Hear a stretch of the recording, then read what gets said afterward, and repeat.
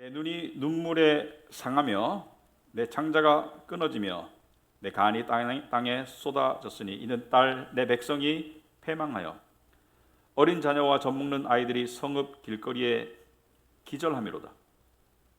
그들이 성읍 길거리에서 상한 자처럼 기절하여 그의 어머니들의 품에서 혼이 떠날 때 어머니들에게 이르기를 곡식과 포도주가 어디 있느냐 하도다. 딸 예루살렘이여, 내가 무엇으로 내게 증거하며 무엇으로 내게 비유할까? 처녀 딸 시온이여, 내가 무엇으로 내게 비교하여 너를 위로할까? 너의 파괴됨이 바다같이 크니 누가 너를 고쳐줄소냐? 내 선지자들이 내게 대하여 헛되고 어리석은 묵시를 보았으므로 내 죄악을 드러내어서 내가 사로잡힌 것을 돌이키지 못하였도다. 그들이 거짓 경고와 미혹하게 할 것만 보았도다. 모든 지나가는 자들이 다 너를 향하여 박수치며 딸 예루살렘을 향하여 비웃고 머리를 흔들며 말하기를 온전한 영광이라 모든 사람들의 기쁨이라 일컫던 성이 이 성 아니냐 하며 내 모든 원수들은 너를 향하여 그들의 입을 벌리며 비웃고 이를 갈며 말하기를 우리가 그를 삼켰도다. 우리가 바라던 일이 과연 이날이라 우리가 얻기도 하고 보기도 하였다 하도다. 여호와께서 이미 정하신 일을 행하시고 옛날에 명령하신 말씀을 다 이루셨으며 긍휼히 여기지 아니하시고 무너뜨리사 원수가 너로 말미암아 즐거워하게 하며 내 대적자들의 뿔로 높이 들리게 하셨도다. 그들의 마음이 주를 향하여 부르짖기를 딸 시온의 성벽아, 너는 밤낮으로 눈물을 강처럼 흘릴지어다. 스스로 쉬지 말고 내 눈동자를 쉬게 하지 말지어다. 초저녁에 일어나 부르짖을지어다. 내 마음을 주의 얼굴 앞에 물 쏟듯 할지어다. 각 길 어귀에서 주려 기진한 내 어린 자녀들의 생명을 위하여 주를 향하여 손을 들지어다 하여도다. 아멘. 앉으시기 바랍니다.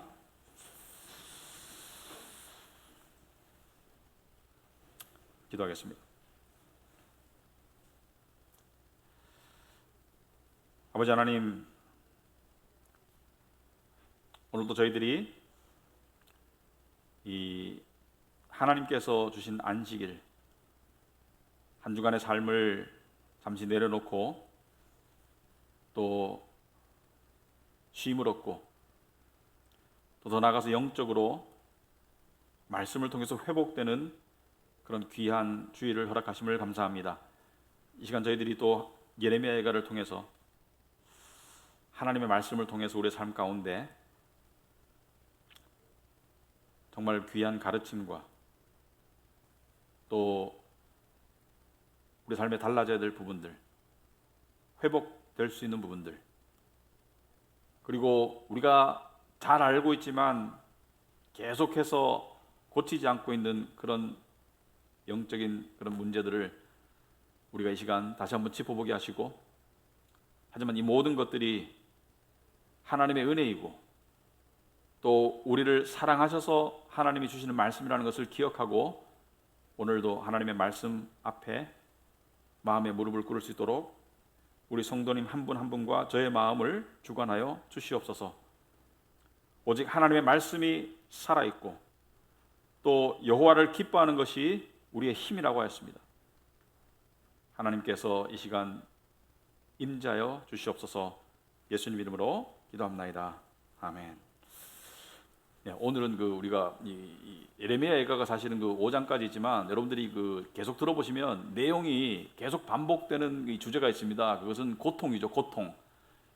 파국을 통한 고통이 계속 반복되고 있습니다. 그런데 이 고통이라는 걸 생각해 볼 때 우리가 예를 들어서 세계 3대 종교 또는 4대 종교 중에 하나인 불교의 창시자는 석가모니죠. 석가모니가 원래는 귀족 집안 또는 왕족 집안의 출신입니다. 그래서 굉장히 돈이 많고 권력이 있는 그런 아주 높은 집안의 아들로 태어났는데, 이 석가모니가 모든 것을 뒤로하고 출가했었죠.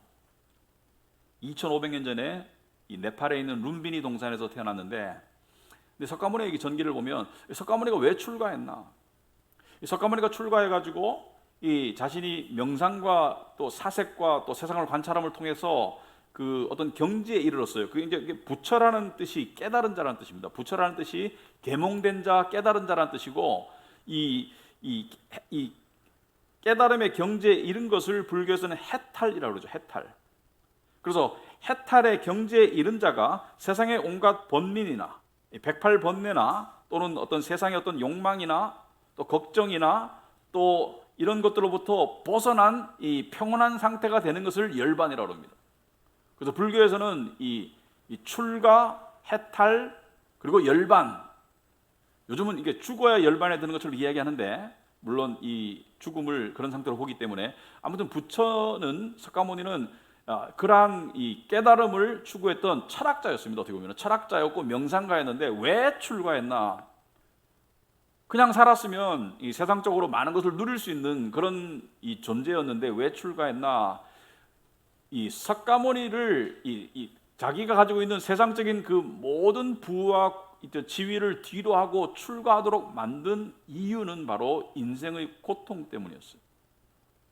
죽음을 포함한 인생의 고통의 문제를 보고 석가모니는 왜? 라는 의문을 가지고 출가했던 거예요. 여러분, 이 고통에 관해서 우리가 의문을 가지고 또 해결해 보려고 하는 노력은 인간의 본능적이고 필사적인 어떤 그런 노력입니다. 우리가 이게 가만히 보면요, 사실은 의술도 고통에서 벗어나고자 하는 인간의 노력이고, 과학도 마찬가지이고, 심지어 우리가 즐기는 아름답다고 즐기는 예술도, 음악이나 미술도 사실은 고통 상태에서 멀어지려는 몸부림입니다. 고통이라는 매개체를 놓고 보면 인간의 많은 노력들이 고통에서 멀어지려는 노력이에요. 우리는 매일 고통을 겪고 있습니다. 다른 종류의 고통들을 또는 같은 것을 반복해서 매일 겪고 있고 우리의 생각과 우리의 움직임의 상당 부분은 고통을 피하려고 하고 고통을 줄이려고 하고 고통을 벗어나려고 하는 몸부림이에요. 사실 우리 하는 많은 생각들은 고통과 연결이 되어 있습니다. 그래서 예레미야 예가는 우리에게 아주 실제적인 책이 될 것입니다. 왜? 고통에 관한 아주 상세한 기록이기 때문에 하나님의 말씀을 어긴 이스라엘 백성들이 맞이한 파국과 고통에 관한 이야기인데, 고통은 지겨운 주제가 아닙니다. 우리가 매주 고통을 이야기하지만 지겨운 주제가 아닙니다. 세 가지 이유 때문에. 첫째는 고통은 아주 일반적이에요. 현실적이고, 그러므로 모든 사람이 고통에 관해서는 연결 지을 수 있어요. 왜? 나도 고통이 있기 때문에 고통 이야기에는 모든 사람들이 공감할 수가 있어요. 여러분, 인생은요 사실은 고통에서 시작해서 고통으로 끝납니다. 여러분, 태어나는 것은, 새 생명이 태어나는 것은 굉장히 기쁜 일일 수 있는데, 태어나는 일 자체는 엄청난 고통이죠. 애들이 웃으면서 태어나던가요? 다 울면서 태어나죠. 이 아이를 낳는 산모는, 이 산고가, 남자들은 상상할 수 없는 엄청난 산고가 있다고 그래요. 이 고통 가운데 태어나고, 혹자는 말하기를 태어나는 것도 눈물 가운데 고통 가운데 태어나지만 죽는 일도 만만치 않다. 예수 믿는 저로서 사실은 죽음에 대해서 생각해 볼 때 죽음 자체에 대한 두려움은 상당히 없습니다. 왜? 천국 가는 것을 믿기 때문에. 하지만 죽음의 과정에 대해서는 두려움을 가지고 있습니다. 왜? 고통스러운 과정을 많이 보기 때문에. 그래서 고통은 모두가 겪는 현실이고 누구나가 공감할 수 있기 때문에 지겹지가 않다. 자, 두 번째, 고통이 지겨울 수가 없는 이유는 고통이 너무 다양하기 때문이죠. 고통은 상당히 다양합니다. 내가 겪는 고통과 저 사람이 겪는 고통이 다르고, 내가 겪는 고통도 지속적인 것도 있지만 새로운 고통이 있고, 또 세월이 흐르면서 고통의 종류가 많이 달라져요. 아이 키우시는 분들, 아이가 이쁘지만 아이 키우다 보면은 육아의 고통이 있죠. 잠 못 자는 밤, 아이가 이렇게 칭얼대서 그런 고통이 있죠. 조금 더 커보면 고통이 달라져요. 아이가 계속 뛰어다녀. 그런데 아이를 키워놓잖아요. 그럼 고통이 없을 것 같죠? 미리 말씀 안 드릴게요. 한번 키워보세요. 키워보시면은 육체적인 고통이 정신적인 고통으로 옮겨가는 것을 절실히 깨닫게 될 것이다. 고통의 종류가 아주 다양해요. 그리고 또 고통에 관한 재밌는 관찰은 실존하는 고통이 있고 상상 속의 고통이 있습니다. 실제로 있는 고통이 있는 반면에 내가 상상해서 만들어내는 고통도 만만치 않더라. 어떤 사람들은 저런 걸 가지고 왜 고통스러워할까? 저런 상태면 고통스럽지 않을 텐데인데 그 사람의 상태에 들어가면 그 사람은 그 사람 나름대로의 고통을 만들어가고 있어요. 예를 들어서 미래의 고통은 아직 발생 안 했는데 미래를 염려하는 것이 엄청나게 고통스러운 사람이 있어요. 그래서 고통은 상당히 다양하고 상상의 나래를 펴면 얼마든지 확장될 수 있다. 그리고 세 번째, 고통이 지겹지 않은 이유는, 고통이라는 주제가 지겹지 않은 이유는 고통은 항상 왜라는 질문을 가져옵니다. 왜 나에게 이런 일이 일어났을까? 또는 왜 나에게만 이런 일이 일어났을까? 또는 왜 이런 일이 일어났을까? 왜 이번에 일어났을까? 왜 자꾸 일어날까? 왜?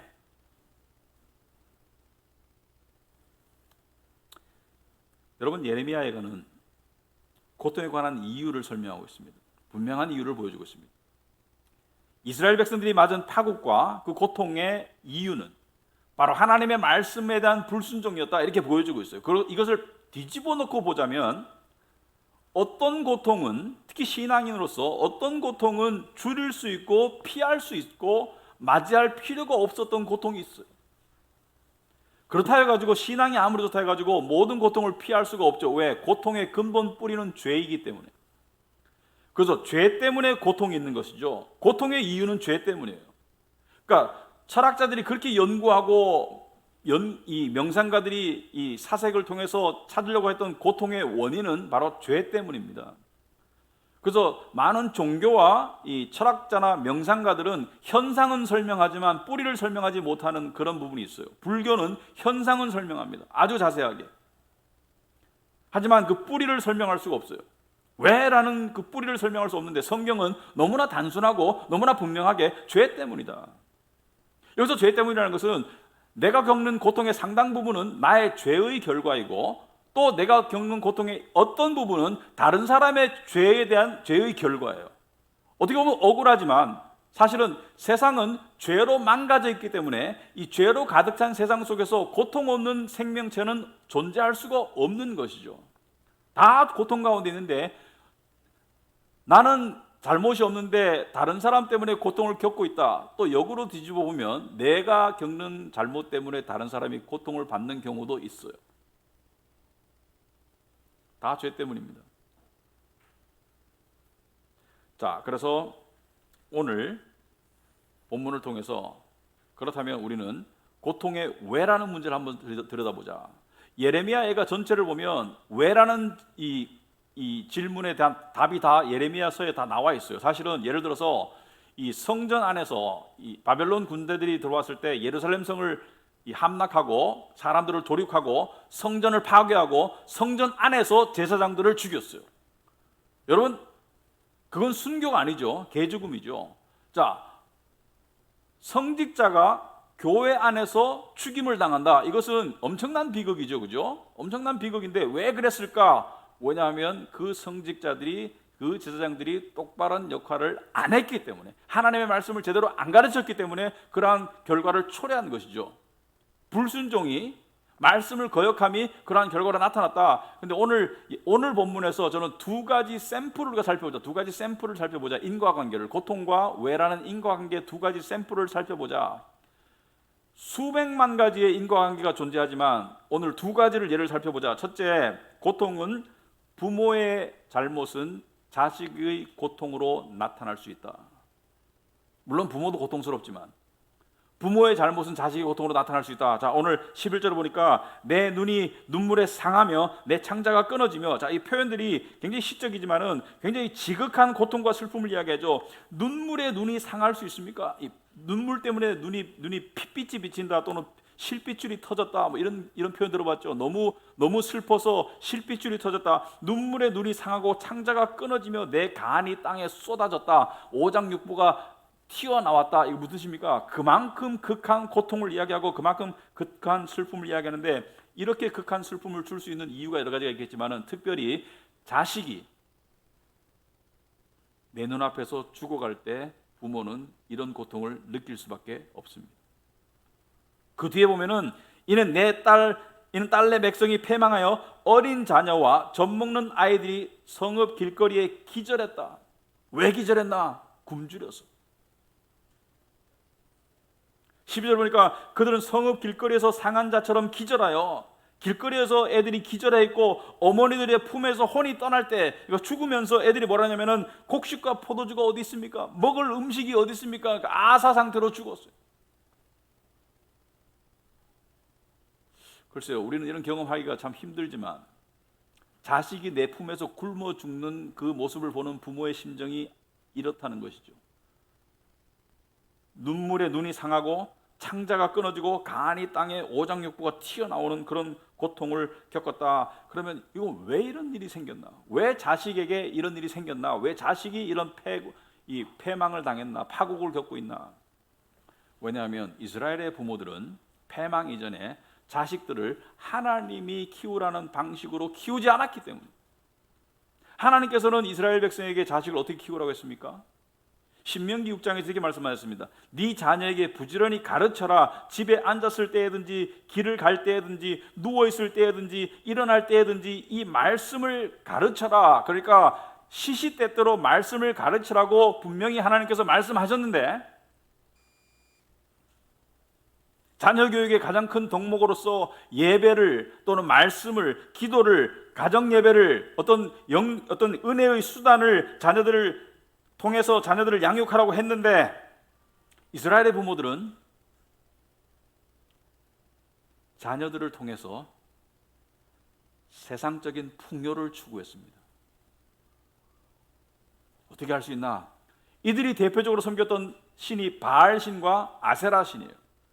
바알신은 풍요의 신이고, 요즘은 자식 많이 낳는 게 경제적으로 좋은 선택이 아니라고 그래요. 돈만 많이 들고. 근데 고대 사회는 무조건 많이 낳을수록 부자가 될 수 있는 거예요. 왜? 많이 낳는 것은 노동력이니까. 그러니까 많이 낳을수록 농토가 넓어질 수 있는 거예요. 경작지가. 그래서 아세라 신은 다산의 신이야. 그래서 다산을 통해서 풍요를 이루자. 그래서 바알신과 아세라 신을 섬겼고, 심지어 풍요를 이루기 위해서 그 풍요의 신을 만족시키기 위해서 자식을 희생제물로 바쳤어요. 그래서 발굴에 의하면 수천 구의 이 유아 시신이 발굴된 적이 있습니다. 20세기 중반에. 당시에 있었던 아이들을 제물로 바치던 그 풍습의 유물들이 발견된 적이 있어요. 한마디로 말하면 자식 사랑의 목적이 자기 만족이었다. 자식을 많이 낳아서 자기가 만족하고 싶었다. 그래서 그 자기가 낳은 자식들이, 그리고 자신이 파국을 맞이하는 것을 겪게 되었다. 여러분, 오늘날도 여기 부모님들도 계시고, 어제는 어버이날이고 어린이날도 이번 주에 있었죠.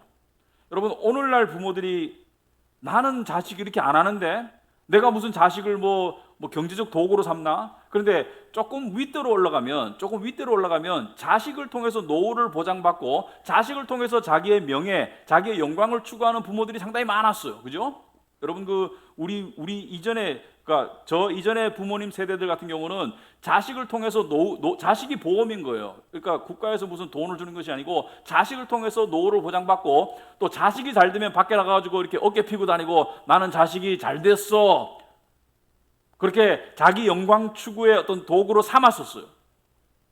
그래서 자식 보고 공부 열심히 1등에 하지만 자식을 사랑해서가 아니고 자기의 영광 추구의 도구로 삼았어요. 근데 요즘에 젊은 부부들은 그런 경향이 별로 없어요, 제가 보기에. 왜냐하면 그런 기대가 할 수가 없어요. 아는 거죠.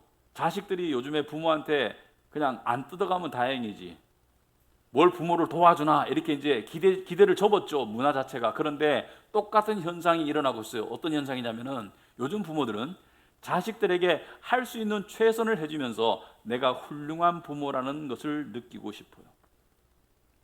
소위 말해서 자식들에게 비싼 것을, 또는 이 남들이 가지기 힘든 것을 온갖 정성을 쏟음으로써 아주 어렸을 때부터, 태어난 유아 때부터 정말 그런 것을 마련해 줌으로써, 그런 기회를 줌으로써, 또 이 멋진 어떤 장소를 여행 가고 레스토랑을 데려감으로써 나는 훌륭한 부모야, 그런 자기 만족을 누리고 싶어 해요. 요즘 젊은 부모들이. 이게 나쁘냐? 이 자체가 나쁜 것은 아닙니다. 하지만 우선순위가 바뀌면 큰일 나요.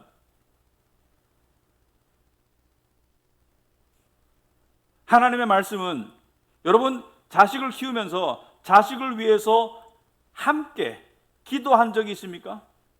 자식을 예배에 데리고 오기 위해서 노력하고 있습니까? 집에서 예배를 드리고 있다면 온라인 예배를 함께 드리기 위해서 미리 준비시키고 있습니까? 자식과 영적인 대화를 나누고 있습니까? 심지어 가정 예배를 드리고 있습니까? 우선순위의 문제이죠. 여러분 자식에게 아무리 좋은 두세 살 애한테 아무리 명품을 사줘 보세요. 걔가 그게 뭔지 알아요? 그렇지만 침대 마리에서 기도해주고 성경책 읽어주고 그것을 소홀히 하면서 세상적으로 훌륭하게 아무리 해줘 본들 파국이 옵니다. 그건 자식을 사랑하는 게 아니에요. 그건 자기 만족을 추구하는 것이지. 그건 자식을 사랑하는 게 아니에요. 자식을 사랑하는 하나님께서 말씀하시는 가장 최선의 그리고 가장 부모로 살 수 있는 가장 최고의 선은 바로 하나님의 말씀 앞으로 자식을 데려오는 거예요. 구체적으로 말하자면 예배에 데려오고 같이 말씀 봐주고 같이 기도해주고 그리고 뭔가 일이 있을 때 신앙적으로 상담해주고 그런 역할을 하고 있나. 요즘에 어떤 부모들은 코로나 때문에 아이고 애들 좀 주일날 좀 편하게 자게 해주지 그리고 부모도 안 나가고 자식도 안 데려오고 그런 경우가 상당히 많은 것 같아요. 우리 카비너트 교회 부모님들은 정말 분명하게 마음에 저와 여러분이 저도 부모니까 새길 수 있게 바랍니다. 자식을 사랑할 수 있는 가장 첫 번째 길은 맛있는 거 좋은 거 사주는 것이 아니라 하나님의 말씀을 접할 수 있도록 해주는 것이다. 그것을 마음에 새길 수 있게 바랍니다. 그 결과는 분명히 나타날 것입니다. 이스라엘의 부모들은 여기에 실패했고 결국은 자녀들이 굶주려 죽었어요. 부모가 자녀를 영적으로 소홀히 하면 자녀가 나중에 영적으로 굶주려 죽습니다. 이것은 아주 심각한 문제이고 이것은 당장의 눈에 보이지 않지만 결과가 분명한 문제이기 때문에 여기에 조심을 해야 된다. 둘째로 오늘 본문이 보여주는 인과관계는 지도자가 잘못되면 공동체가 망합니다. 이스라엘의 영적 지도자들이 잘못되었기 때문에 이스라엘이 망한 거예요. 근데 영적 지도자들의 잘못만 있는 것이 아니고 그 지도자들을 추종했던 대중들도 잘못이 있기는 마찬가지예요. 여러분 이스라엘이 패망하기 전에 하나님의 말씀을 옳게 전했던 예레미야 같은 사람들은 인기가 없었고 미움을 당하고 사람들이 좋아하지 않았어요. 하지만 이스라엘 백성들이 좋아했던 선지자들은 거짓 선지자들이었어요. 이들은 어떻게 행동했는가? 세 가지 면에서 잘못되었습니다. 첫째, 14절에 보시면 이들에 관한 설명이 나와 있죠. 네 선지자들이 네게 대하여 헛되고 어리석은 묵시를 보았다. 묵시라는 것은 하나님의 계시, 하나님께서 하라고 하신 말씀인데 어리석고 헛되다는 것은 하나님이 준 게 아니라는 거예요. 하나님의 말씀을 전한 것이 아니고 자기의 생각이나 자기의 착각이나 심지어 거짓 영에 의한 환상을 전했다.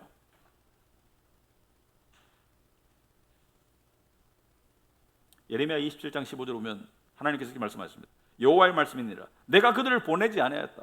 내가 그들을 보내지 아니하였거늘 그들이 내 이름으로 거짓을 예언하니 내가 너희를 몰아내리라. 너희와 너희에게 예언하는 선지자들이 멸망하리라. 너희와 너희에게 예언하는 선지자들이 같이 멸망할 것이다. 왜? 너희 선지자들이 내 말씀을 전하지 않고 거짓을 전하기 때문에. 여기서 말하는 거짓은 뭐예요? 여러분 오늘날 현대인들이 좋아하는 게 이것입니다. 신앙생활의 짜릿함, 뭔가 신비로운 짜릿함, 뭔가 나를 만족시켜주는 그런 것들. 예를 들어서 뜬금없는 얘기 있죠.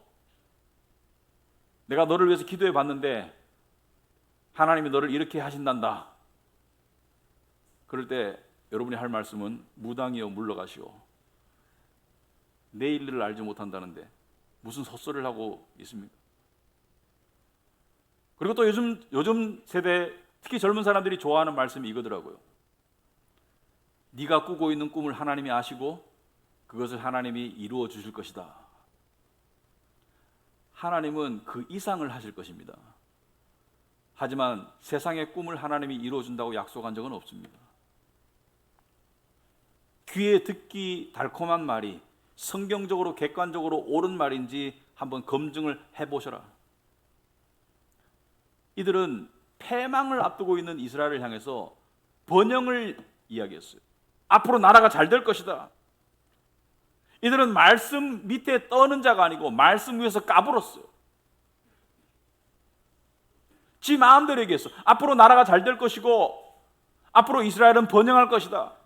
예레미야는 지금 이대로 가면 나라가 패망한다, 나라가 멸망한다, 구체적인 나라의 이름까지 들면서도 나라가 멸망한다고 말했는데 사람들은 싫어했어요. 그런 소리 듣기 싫어했어요. 왜? 기분 나쁘니까. 여러분, 목사는 사실은 조금 유혹이 있습니다. 하나님께서 여러분을 축복하시고 만사형통하게 하기를 바랍니다. 이런 말하면 싫어할 사람 누가 있어요? 그런데 성경 말씀의 상당 부분은 사실은 영적 잔소리일 수밖에 없습니다.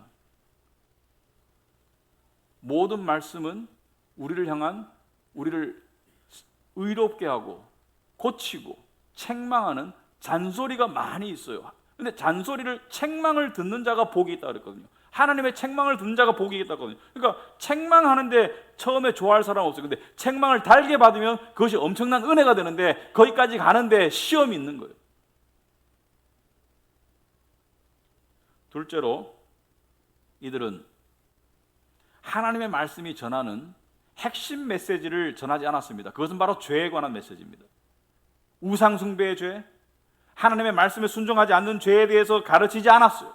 14절 중반에 보면은 네 죄악을 드러내어서 네가 사로잡힌 것을 돌이키지 못하였도다. 우상 숭배의 죄 가운데 살고 있는 그들을 돌이키지 못하였다. 왜? 죄를 이야기하지 않았기 때문에. 소위 말해서 하나님의 복은 강조했지만 하나님의 거룩은 실종되었기 때문에. 여러분, 이것이 그때만의 문제일까요? 약 10년 전인가요? 제가 어떤 분한테 이메일을 받았습니다. 그 당시에 유행하던 긍정의 힘이라는 책을 읽고 엄청난 은혜를 받았는데 다른 책을 좀 소개해 주시죠. 그래서 제가 그것을 읽고 은혜를 받으셨으면 저한테 물어보실 필요는 없는 것 같습니다. 왜? 그 책 안에는 죄에 관한 내용은 하나도 없고 그저 하나님 믿으면 복 받을 것이다라는 내용으로 꽉 차 있는 거짓 메시지입니다. 거짓 메시지가 베스트셀러가 되는 시대를 우리가 살아가고 있어요. 여러분, 우리가 믿는 진리의 출발이 뭐죠? 예수님이 왜 오셨나? 십자가는 왜 믿나? 바로 죄 때문이죠. 죄. 십자가를 보면 뭐가 보입니까? 우리의 죄와 우리의 죄를 향한 하나님의 진노를 볼 수 있어야 되죠. 그리고 하나님의 용서를 볼 수 있어야 되죠. 모든 것이 우리의 죄에서 출발하고 하나님의 무한한 은혜로 종결되는 것이죠. 그러므로 죄를 전하지 않는데 그게 어떻게 성경 말씀이 될 수 있나?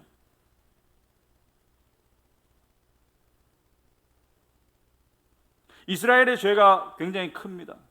우상 숭배가 굉장히 컸어요. 그러나 그들의 죄 중에 가장 팽배했던 죄는 바로 안일함이죠. 안일함. 파국이 다가오고 있는데 파국이 다가오는 줄을 모르고 그냥 이대로 쭉 갈 것 같아. 지금까지 괜찮았는데 앞으로 별일 있겠어? 수백 년 나라가 괜찮은데 별일 있겠어? 안일함이죠.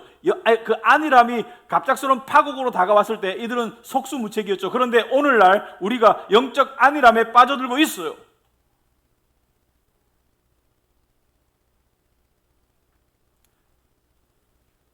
이번 주에 제가 동네에서 또 한 분을 만났습니다. 제 동네 사람들은 제가 목사인 줄 알아요. 그리고 우리 동네 사람들은 저를 많이 알아요. 근데 이분이 이제 요즘 교회는 어떠십니까? 뭐 묻는 게 뉘앙스가 코로나인데 뭐 교회 뭐 이렇게 뭐 어려운 건 없습니까? 이렇게 묻는 것 같아서 뭐 그럭저럭 하나님께서 교회를 잘 이렇게 보살펴 주시는 것 같습니다. 목사님, 저는 요즘 교회도 안 나가고 온라인 예배도 잘 안 드리게 됩니다. 그래서 저번에 만났을 때는 2대째 믿는 집안이고 아주 신앙의 목숨 건 줄 알았는데 깜짝 놀래가지고 왜 교회도 안 나가고 온라인 예배도 안 드립니까? 그러니까 뭐 교회가 그렇잖아요. 또 뭐 매스컴에 나오는 그 유명한 목사 때문에 사람들이 너무 손가락질하는 게 꼴 보기 싫어서 저도 교회를 멀리하게 되더라고요. 아하, 그 매스컴에 나오는 꼴 보기 싫은 목사가 진짜 목사인지 거짓 목사인지 구별도 못하는가? 그리고 거짓 선지자 때문에 내가 교회를 안 나가면 누가 망하는 길인가?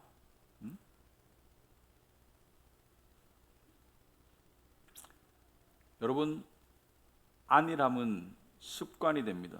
영적 습관이 되는데, 안일함은 두 가지 종류의 사람에게 나타날 수 있어요. 첫째는 지금 삶이 너무 편하고 좋아, 풍족하고 편해서 안일해질 수 있어요.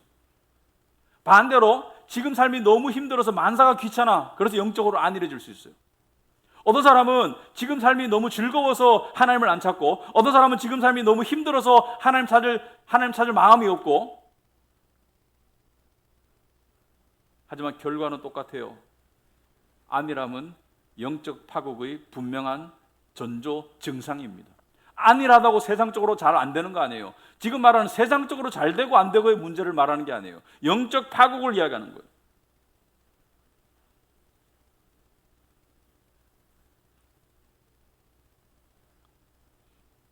그래서 고통도 순기능이 있습니다. 고통은 안일함에서 벗어나라는 하나님의 신호일 수 있어요.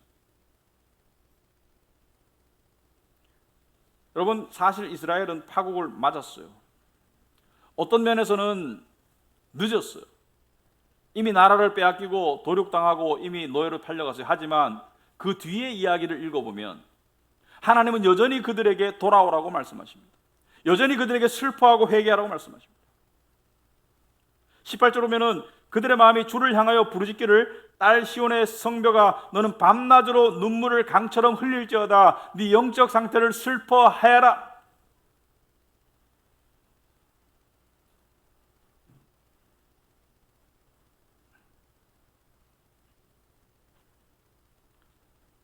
우리는 우리의 영적 상태가 나의 인식으로 들킬 때, 무슨 말이냐면 내가 내 영적 상태를 자각할 때 살짝 회피하고 싶어요. 뭐냐면 그것을 맞닥뜨리는 것은 아주 불편하고 그리고 어찌할 바를 모를 것 같은 그런 마음 상태가 되기 때문에 회피하고 싶어 하지만 그것을 회피하면 답이 없습니다. 내가 신앙생활을 10년 했는데, 내가 목사인데, 하지만 내 꼴이 이 모양이야.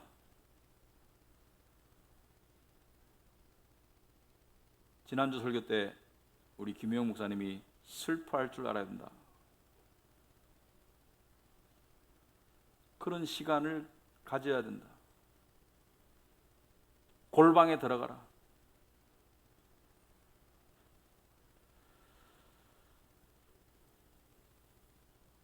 여러분, 우리가 가장 슬퍼해야 될 현실이 뭐냐면은 하나님이 안 찾아지고 안 느껴지는 게 무섭지 않습니까?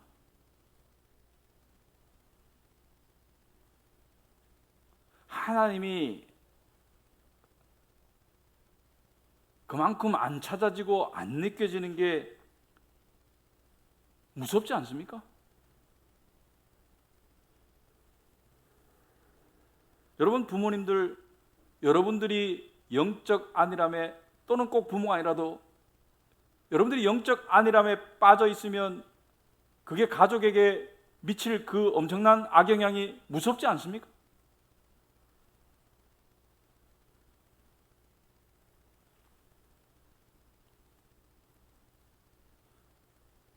하나님은 지금도 우리를 부르십니다. 신앙생활에서는 회개와 하나님을 찾으면 늦었다고 생각할 때가 찾을 때예요. 늦었다고 생각할 때가 찾을 때예요. 그의 노여움은 잠깐이고 그의 은총은 평생이고 저녁에는 울음이 깃들지라도 아침에는 기쁨이 온다고 했습니다.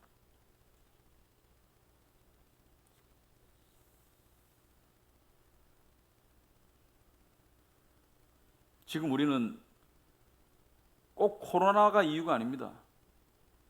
영적 안일함이 코로나 이전에도 있었고 지금 점점 더 깊어지고 있어요. 이것은 엄청난 파멸로 결과가 나타나게 됩니다. 유럽을 보세요. 나라는 잘 살지만 기독교는 죽었어요.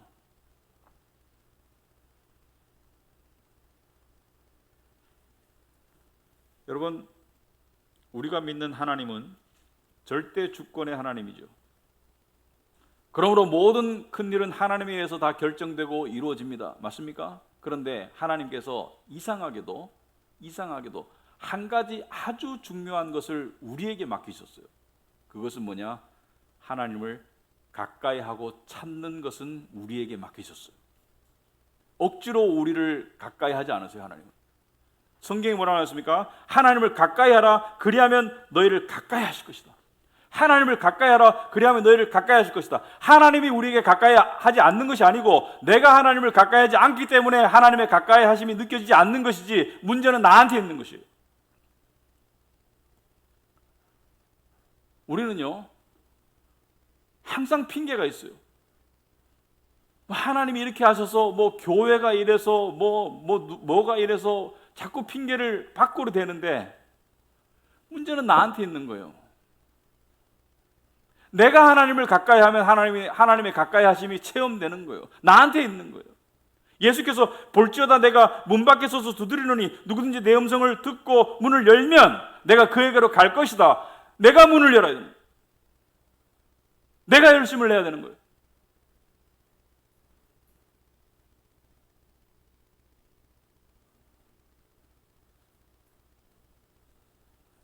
그럴 때 어떤 일이 있느냐? 첫째, 하나님을 가까이 하지 않으면 이런 일이 있습니다. 고통이 훨씬 많을 겁니다. 왜? 이스라엘의 파국의 고통은 하나님을 가까이 하지 않았기 때문에 왔던 고통이기 때문에 고통스러운 일이 훨씬 더 많을 것이고, 그리고 고통 가운데 하나님으로부터 위로가 있기가 힘듭니다. 왜? 평소에 관계가 돈독하게 안 쌓여요. 여러분, 하나님과 가까이 하지 않는 사람은 기쁜 일이 생겨도 하나님과 나눌 수가 없어요. 왜? 하나님과 멀리하다가 갑자기 기쁜 일이 생긴다고 립 서비스로 하나님의 은혜지요라고 말하지만 마음속으로 그게 됩니까? 안 되죠. 평소에 가까이 안 했는데.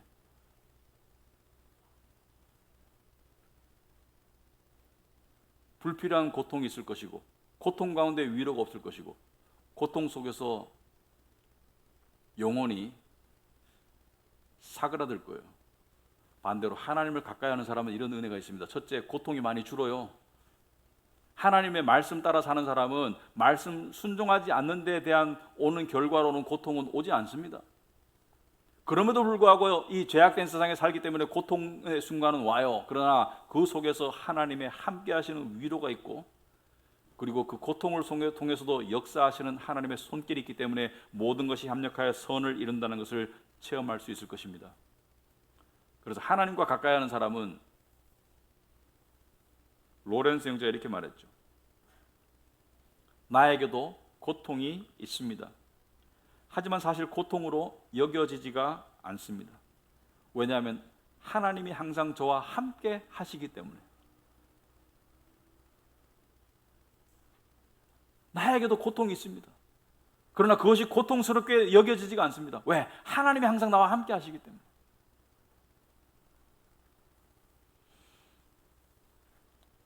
여러분, 지금 어느 길을 가고 있습니까? 하나님을 등한시하는 안일한 길로 가고 있습니까? 아니면 하나님을 찾으려는 살 길로 가고 있습니까?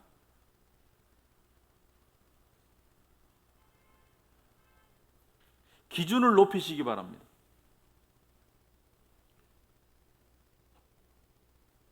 일주일에 한두 번 말씀 보고 기도하고 그 정도 기준 가지고 하나님을 가까이 할 수 있다고 생각하는 것, 그런 기준과 로렌스 형제처럼 무슨 일을 할지라도 하나님의 영광과 하나님을 사랑하기 때문에 하나님의 임재를 기억하면서 하는 삶하고 결과가 같을 수는 없습니다. 나의 모든 하는 삶 가운데 하나님을 생각하려고 노력하는 사람과 그저 일주일에 한두 번 정도 간헐적으로 하나님을 찾는 삶에는 같은 결과가 올 수 없습니다. 분명히 말하지만 저와 여러분에게 가장 절실히 필요한 것은 하나님입니다. 그래야지 미래에 소망이 있고 현재 능력이 있을 수 있습니다. 그런 삶으로 나아가는 우리가 되길 바랍니다. 기도하겠습니다.